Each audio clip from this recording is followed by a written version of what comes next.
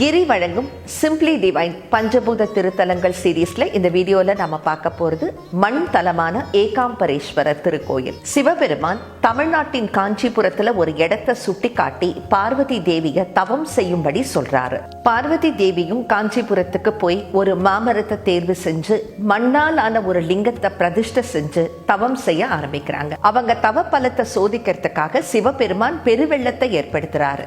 மண்லிங்கம் கரைஞ்சிடக்கூடாதுன்னு பார்வதி அதை நெஞ்சோட அணைச்சு வச்சு காப்பாத்துறாங்க.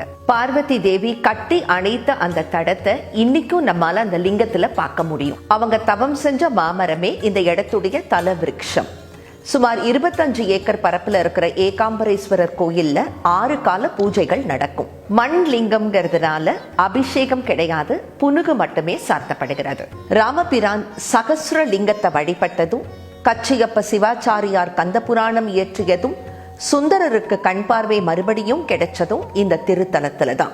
நாம வாழும்போது உணவு கொடுக்கறதும் இந்த மண்ணு தான், நம்மளை தாங்கி நிற்கிறதும் இந்த மண்ணு தான், நாம போகும்போது நம்மோடு கலப்பதும் இந்த மண் தான். மண் அப்படிங்கிற படைப்பின் மூலத்தோடு நம்முடைய ஆன்மாவை இணைப்பது பிருத்வி லிங்கமான ஏகாம்பரேஸ்வரர்.